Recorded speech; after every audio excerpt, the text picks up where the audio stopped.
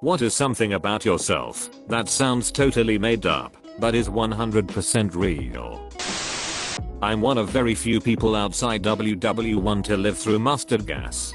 So rare the doctors, 1995 no internet, had no idea how to treat me. How? THKS 4 Dad Award. Pure point child point stupidity. I grew up in a sparsely populated High Sierra community with lots of empty vacation homes. One of these homes was under construction about a block. There were no blocks in reality, just long windy roads cutting through the forest, and the construction crew would just leave the half-finished house open between shifts because no one lives here anyway. Me, a retard. Me and a friend decided to stumble into the home and fuck around with rando stuff.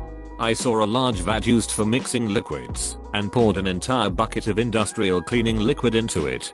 I went and got another large bucket full of chemicals. Mix rando industrial chemicals, children, and dumped that in there too.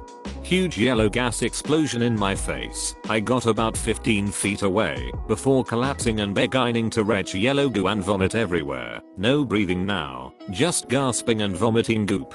My friend ran to get my mom. She called ambulance. They put me in a helicopter and sent me to Ark Davis Medical Center. My doctor eventually made contact with someone who knew how to treat my case through the internet. I had never heard of it. 2 weeks in the ICU, almost died, and my lungs are still fucking trash. I'm 34 now. Jesus Christ, kids are fucking stupid. Right? Modern medicine saved me from Mr. Darwin. I was just thinking, you could have an honorable mention in the Darwin Awards. For a kid. Why not?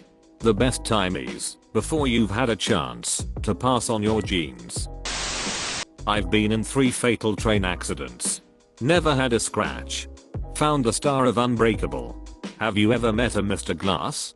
Wait. Fatal to other people, or do we got some undead stuff going on? All 3 trains died so that he could live. He wasn't on any of those trains. I'm laughing out loud, choking on baby carrots. Baby carrots lathed for your pleasure. Don't choke. I ran out of gas outside of La Paz, Bolivia. Luckily it was downhill for about 6 kilometers into the city. I coasted the whole way on my motorbike, past buses and drifted into a gas station. Never missed a beat. Sounds like you saved a liter of fuel to me. Not that much, only a few hundred mls to be honest. Most bikes can get 20 miles a liter or more. I bet they get more than that coasting downhill. My calculations suggest miles per liter. r/thedidthmuth. Eventually you'll end up in the center of the earth, so it's gotta be finite. There's no room for practicality here. He's an idiot liar. Loves macking stuff up.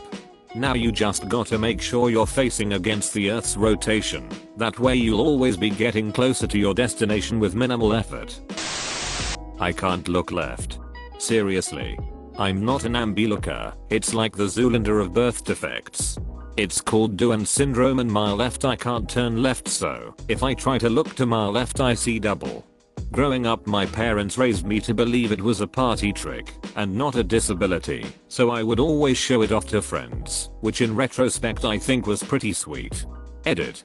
My mom discovered that something was off when I was a baby and she was doing the airplane motion with a spoon of baby food to the left. My left eye was not cooperating, lol. Edit too. Fun fact, now that I'm in my 30s I can see in photos that there is a bag under my right eye, but not under my left eye, presumably because I use my right eye far more often. Edit 3. I'm so excited to see there are so many fellow redditors with Duans, and I'm not alone.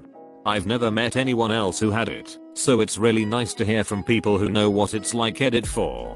A lot of you have asked about driving. It didn't impact me, mainly because my mom taught me how to use my mirrors first, by turning my head before even letting me turn the car on for the first time. She walked around the car and we tried to identify my limitations. I also have a blind spot detector on my car now, which is super helpful. I try not to totally depend on it though. Edit 5. Here's a photo. Props to your parents for expert handling that situation. You probably grew without even thinking you had any sort of disability and found out until you were old enough it didn't matter anymore. Doctor, is everything alright? Well, actually, Don't worry, it'll be alright, your mom, probably. Edit.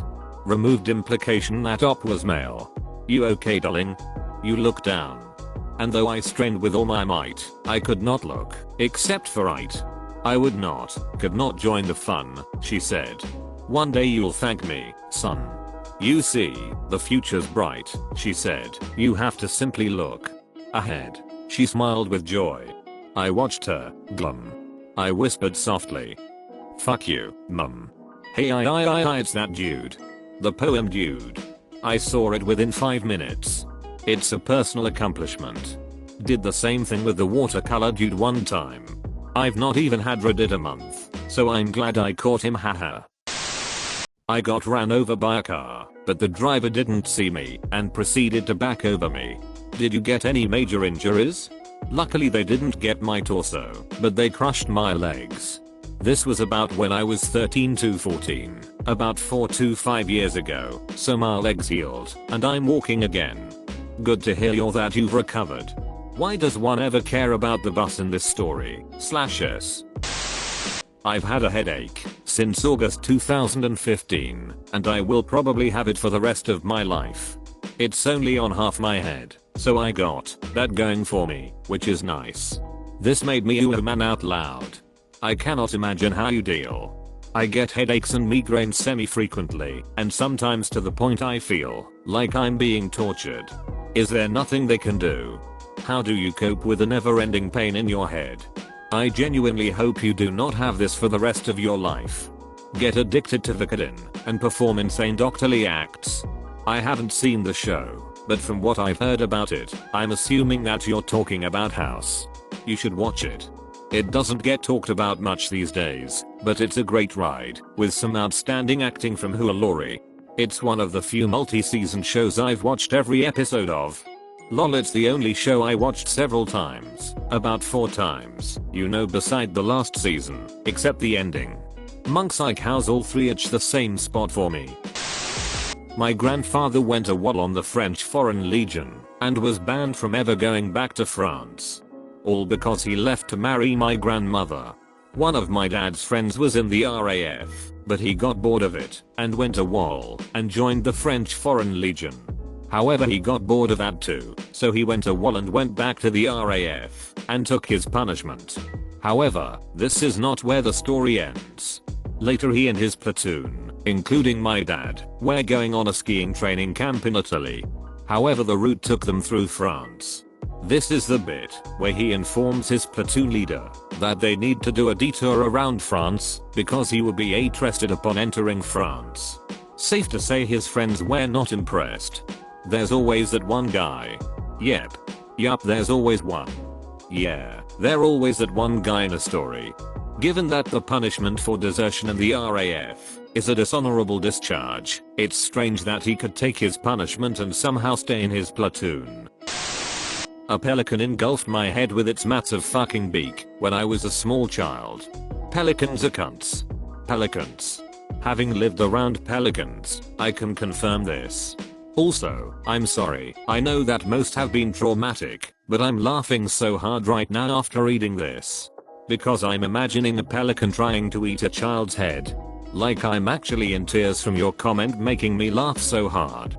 It was super terrifying for little me at the time, but it makes for a great story now, so it's not all that bad.